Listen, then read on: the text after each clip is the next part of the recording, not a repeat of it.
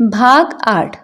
पिछले भाग में मैंने आपको सुनाया कि निर्मला किस प्रकार से एक असमंजस में पड़ी हुई है कि अगर वो बच्चों के साथ खेले तो पति मुंशी जी को दिक्कत, और अगर मुंशी जी की बात माने तो अपनी बुआ जी से ताने सुने।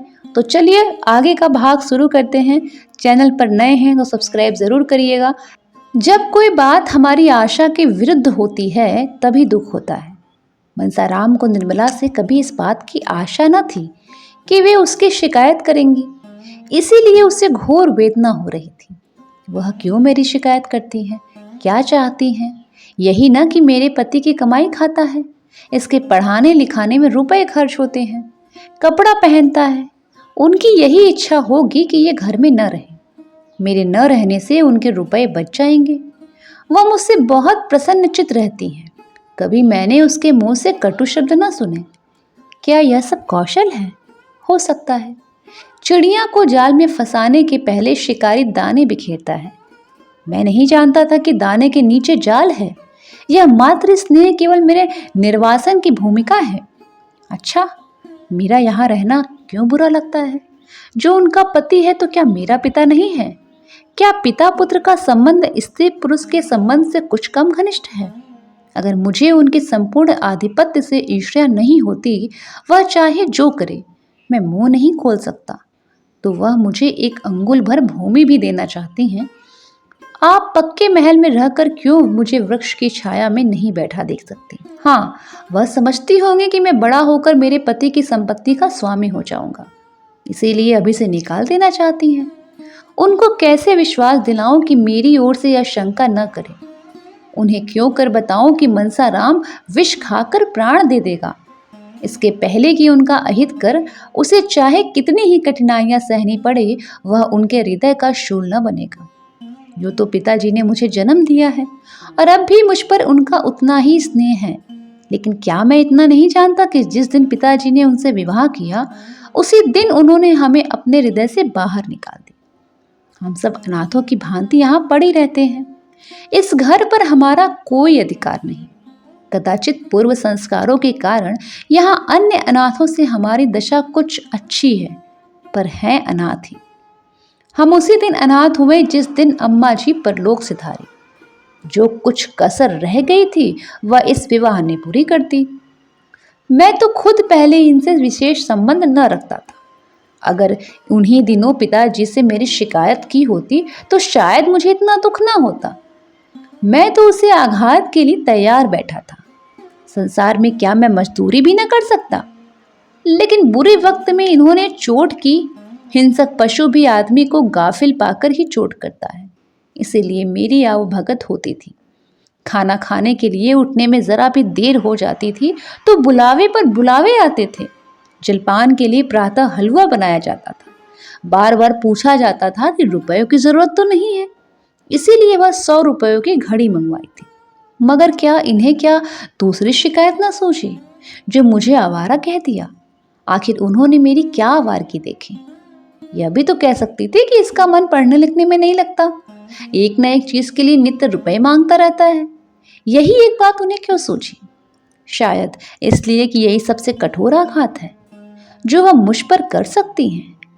पहली ही बार इन्होंने मुझ पर अग्नि बाण चढ़ा दिया, जिससे कहीं शरण नहीं, इसीलिए ना कि वह पिता की नजरों से गिर जाए। मुझे बोर्डिंग हाउस में रखने का तो एक बहाना था। उद्देश्य तो यह था कि इसे दूध की मक्खी की तरह निकाल कर फेंक दिया जाए। 2-4 महीने के बाद खर्च वर्च देना बंद कर दिया जाए, फिर चाहे मरे या जिए। अगर मैं जानता कि यह प्रेरणा इनकी ओर से हुई है तो कहीं जगह न रहने पर भी घर से निकाल देता। नौकरों की कोठरियों में तो जगह मिल जाती, बरामदे में पड़े रहने के लिए बहुत जगह मिल जाती। खैर, अब सवेरा है, जब स्नेह नहीं रहा तो केवल पेट भरने के लिए यहाँ रहना बेहाई है। अब यह मेरा घर नहीं है। इसी घर में पैदा हुआ हूँ, यही खेला हूँ, पर अब यह मेरा घर नहीं है। पिताजी भी मेरे नहीं हैं। मैं उनका पुत्र हूँ, वह मेरे पिता नहीं है। संसार के सारे नाते स्नेह के नाते होते हैं। जहाँ स्नेह नहीं वहाँ कुछ नहीं। हाय अम्मा जी, तुम कहाँ हो? यह सोचकर मनसाराम रोने लगा। जो जो मातृ स्नेह की पूर्व स्मृतियां जागृत होती थी, उसके आंसू उमड़ते रहते थे। कई बार अम्मा अम्मा कह के पुकारा, मानो वह सुनकर खड़ी हो रही हैं। मातृहीनता के दुख का आज उसे पहली बार अनुभव हुआ। वह आत्माभिमानी था, साहसी था, पर अब तक सुख की गोद के लालन पालन होने के कारण वह इस समय अपने आप को निराधार समझ रहा। रात के 10 बज गए थे। मुंशी जी आज भी कहीं दावत खाने गए थे। 2 बार महरी मनसाराम को भोजन करने के लिए बुलाने आ चुकी थी। मनसाराम ने पिछली बार उससे झुझलाकर कह दिया था कि मुझे भूख नहीं है, कुछ न खाऊंगा। बार बार आकर सिर पर सवार हो जाती हो। इसीलिए जब निर्मला ने उसे फिर काम के लिए भेजना चाहा तो वह न गई। बोली, बहू जी वह मेरे बुलाने से न आएंगे। निर्मला, क्यों नहीं आएंगे? जाकर कह दे खाना ठंडा हुआ जाता है, 2-4 कौर खा ले। महरी, मैं यह सब कह के हार गई हूँ, नहीं आ रहे हैं। निर्मला, तूने यह कहा था कि वह बैठी हुई है। महरी, नहीं बहू जी, यह तो मैंने कहीं कहा, झूठ क्यों बोलूं। निर्मला, अच्छा तो जाकर कह देना वह बैठी तुम्हारी राह देख रही है। तुम न खाओगे तो वह रसोई उठाकर सो जाएगी। मेरी भूख ही सुन, अब की ओर चली जा। हंस कर ना आवे तो गोद में उठा लाना। भूंगी नाक भौं सिकोड़ते हुए गई। एक ही क्षण में आकर बोली, अरे बहू जी वह तो रो रहे हैं, किसी ने कुछ कहा है क्या? निर्मला इस तरह चौंक कर उठी और 2-3 पग आगे चली, मानो किसी माता ने अपने बेटे के कुएं में गिर पड़ने की खबर पाई हो। फिर वह ठिठक गई और भूंगी से बोली, रो रहे हैं? तूने पूछा नहीं क्यों रो रहे हैं? भूंगी, नहीं बहू जी, यह तो मैंने पूछा ही नहीं, झूठ क्यों बोलूं। वह रो रहे हैं, इस निस्तब्ध रात्रि में अकेले बैठे हुए रो रहे हैं। माता की याद आई होगी। कैसे जाकर समझाऊं उन्हें? हाय कैसे समझाऊं, यहाँ तो चीखते नाक कटती है। ईश्वर तुम साक्षी हो कि अगर मैंने उन्हें भूल से भी कुछ कहा हो तो वह मेरे आगे आए।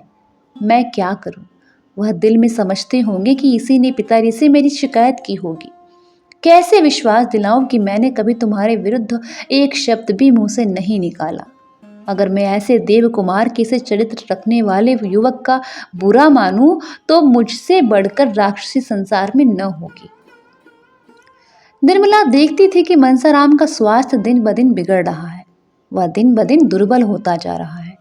उसके मुख की निर्मल कांति दिन ब दिन मलिन होती जा रही है। उसका साहस बदन संकुचित हो गया। इसका कारण भी उससे छिपा न था, पर वह इस विषय में अपने स्वामी से कुछ कह न सकती थी। यह सब देख देख कर उसका हृदय विदीर्ण होता रहता था, पर उसकी जबान न खुल सकती थी। वह कभी कभी मन में झुंझलाती कि मनसाराम क्यों जरा सी बात पर इतना क्षोभ करता है। क्या इनके आवारा कहने से आवारा हो जाएगा? मेरी और बात है, एक जरा सा शक मेरा सर्वनाश कर सकता है, पर उसे ऐसी बातों की क्यों इतनी परवाह। उसके जी में प्रबल इच्छा हुई कि चलकर उन्हें चुप कराऊं और लाकर खाना खिला दूं। बेचारे रात भर भूखे पड़े रहेंगे। हाय, मैं इस उपद्रव की जड़ हूं। मेरे आने के पहले इस घर में शांति का राज्य था। पिता बालकों पर जान देता था, बालक पिता को प्यार करते थे। मेरे आते ही सारी बाधाएं खड़ी हो गई। इनका क्या अंत होगा भगवान ही जाने। भगवान मुझे मौत भी नहीं देते। बेचारा अकेले भूखों पड़ा है। उस वक्त भी मुंह झूठा करके उठ गया था, और उसका आहार ही क्या है, जितना वह खाता है उतना तो 1-2 साल के बच्चे खा जाते हैं। निर्मला चली, पति की इच्छा के विरुद्ध चली। जो नाते में उसका पुत्र होता था, उसी को मनाने जाते उसका हृदय कांप रहा था। उसने पहले रुक्मणी के कमरे की ओर देखा। वह भोजन करके बेखबर सो रही थी। फिर बाहर कमरे की ओर गई, वहां सन्नाटा था। मुंशी जी अभी आए न थे। यह सब देख भाल कर वह मनसाराम के कमरे के सामने जा पहुंची। कमरा खुला हुआ था। मनसाराम एक पुस्तक सामने रखे मेज पर सिर झुकाए बैठा था, मानो शोक और चिंता की सजीव मूर्ति हो। निर्मला ने पुकारना चाहा, पर उसके कंठ से आवाज न निकली। सहसा मनसाराम ने सिर उठाकर द्वार की ओर देखा। निर्मला को देखकर अंधेरे में पहचान न सका। चौंक कर बोला, कौन? निर्मला ने कांपते हुए स्वर में कहा, मैं तो हूँ। भोजन करने क्यों नहीं चले? इतनी रात हो गई है। मनसाराम ने मुंह फेर कर कहा, मुझे भूख नहीं लगी है। निर्मला, यह तो मैं 3 बार भूंगी के मुंह से सुन चुकी हूँ। मनसाराम, तो चौथी बार मेरे मुंह से सुन लीजिए। निर्मला, शाम को भी तो कुछ नहीं खाया था, भूख क्यों नहीं लगी? मनसाराम व्यंग की हंसी हंसकर कहा, बहुत भूख लगेगी तो आएंगे कहाँ से? यह कहते कहते मनसाराम ने कमरे का द्वार बंद करना चाहा, लेकिन निर्मला किवाड़ों को हटाकर कमरे में चली आई और मनसाराम का हाथ पकड़कर सजल नेत्रों से विनय मधुर स्वर में बोली, मेरे कहने से चलकर थोड़ा सा खा लो। तुम न खाओगे तो मैं भी जाकर सो जाऊंगी। तू ही और खा लेना। क्या मुझे रात भर भूखों मारना चाहते हो? मनसाराम सोच में पड़ गया। अभी भोजन नहीं किया, मेरे इंतजार में बैठी रही। यह स्नेह, वात्सल्य और विनय की देवी है या ईर्ष्या और अमंगल की मायाविनी मूर्ति? उसे अपनी माता का स्मरण हो गया। जब वह रूठ जाता था तो वो भी इस तरह से मनाने आती थी, और जब तक वह न जाता तब तक वहां से न उठती। वह इस विनय को अस्वीकार न कर सका। बोला, मेरे लिए आपको इतना कष्ट हुआ, इसका मुझे खेद है। मैं जानता कि आप मेरे इंतजार में भूखी बैठी हैं तो मैं खाने आ जाता। निर्मला ने तिरस्कार भाव से कहा, यह तुम्हें कैसे समझ सकती हो कि तुम भूखे रहोगे और मैं खाकर सो जाऊंगी? क्या विमाता का नाता होने से पहले मैं ऐसी स्वार्थनी हो जाऊंगी? सहसा मर्दाने कमरे में मुंशी जी के खांसने की आवाज आई। ऐसा मालूम हुआ कि वह मनसाराम के कमरे की ओर आ रहे हैं। निर्मला के चेहरे का रंग उड़ गया। वह तुरंत कमरे से निकल गई और भीतर जाने का मौका न पाकर कठोर स्वर में बोली, मैं लौंडी नहीं हूं कि इतनी रात तक किसी के लिए रसोई के द्वार पर बैठी रहूं। जिसे न खाना हो वह पहले ही कह दिया करे। मुंशी जी ने निर्मला को वहां खड़े देखा। यह अनर्थ, यह यहाँ आने क्या करने आई थी? बोले, यहाँ क्या कर रही हो? निर्मला ने कर्कश स्वर में कहा, क्या कर रही हूँ? अपने भाग्य को रो रही हूँ। बस सारी बुराइयों की जड़ मैं ही हूँ। कोई इधर रूठा है, कोई उधर मुंह फुलाए खड़ा है। किस किस को मनाऊं और कहाँ तक मनाऊं? मुंशी जी कुछ चकित होकर बोले, क्या बात है? निर्मला, भोजन करने नहीं जाते और क्या बात है? 10 दफे मैरी को भेजा, आखिर आप दौड़ी आई। इन्हें तो इतना कह देना आसान है, मुझे भूख नहीं। यहाँ तो घर भर की लौंडी हूँ। सारी दुनिया मुंह में कालिक पोतने को तैयार है। किसी को भूख ना हो, पर कहने वालों को तो यह कहने से कौन रोकेगा कि पिशाचिनी किसी को खाना नहीं देती? मुंशी जी ने मनसाराम से कहा, खाना क्यों नहीं खाते? जानते हो क्या वक्त है? मनसाराम स्तब्ध सा खड़ा हो गया। उसके सामने एक ऐसा रहस्य हो रहा था, इसका मर्म वह कुछ भी न समझ सकता था। जिन नेत्रों में एक क्षण पहले विनय के आंसू भरे थे, उनमें अकस्मात ईर्ष्या की ज्वाला कहाँ से आ गई? जिन अधरों में से एक क्षण पहले सुधा वृष्टि हो रही थी, उनमें से विष प्रवाह क्यों होने लगा? उसी अर्ध चेतना की दशा में बोला, मुझे भूख नहीं है। मुंशी जी ने घुड़क कर कहा, भूख क्यों नहीं है? भूख नहीं थी तो शाम को क्यों न कहला दिया? तुम्हारी भूख के इंतजार में सारी रात कौन बैठा रहे? तुमने पहले तो यह आदत न थी। रूठना कब से सीख लिया? जाकर खाना खाओ। मनसाराम, जी नहीं, मुझे जरा भी भूख नहीं है। तोताराम ने दांत पीसकर कहा, अच्छी बात है, जब भूख लगे तब खा लेना। यह कहते हुए वह अंदर चले गए। निर्मला भी उनके पीछे ही चली गई। मुंशी जी तो लेटने चले गए। उसने जाकर रसोई उठा दी और कुल्ला करके पान खाकर मुस्कुराती हुई आ पहुंची। मुंशी जी ने पूछा, खाना खा लिया?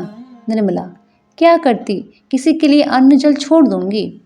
मुंशी जी, इसे न जाने क्या हो गया है, कुछ समझ में नहीं आता। दिन दिन भर घुलता चला जा रहा है, दिन भर उसी कमरे में पड़ा रहता है। निर्मला कुछ न बोली। वह चिंता के अपार सागर में डुबकियां लगा रही थी। मनसाराम ने मेरे भाव परिवर्तन को देखकर दिल में क्या क्या समझा होगा। क्या उसके मन में यह प्रश्न उठा होगा कि पिताजी को देखते ही उसकी त्योरियां क्यों बदल गई? इसका कारण भी क्या उसकी समझ में आएगा? बेचारा खाने को आ रहा था, तब तक यह महाशय न जाने कहां से फट पड़े। इस रहस्य को उसे कैसे समझाऊं, समझाना भी संभव है। मैं किस विपत्ति में फंस गई हूँ। सवेरे वह उठकर घर के काम धंधे में लगी। सहसा 9 बजे भूंगी ने आकर कहा, मनसा बाबू तो अपने कागज पत्तर सब इकट्ठे पर लाद रहे हैं। भूंगी, मैंने पूछा तो बोले अब स्कूल में ही रहूंगा। मनसाराम प्रातःकाल उठकर अपने स्कूल के हेडमास्टर साहब के पास गया था और अपने रहने का प्रबंध करके आया था। हेडमास्टर साहब ने तो पहले कहा कि यहाँ जगह नहीं है।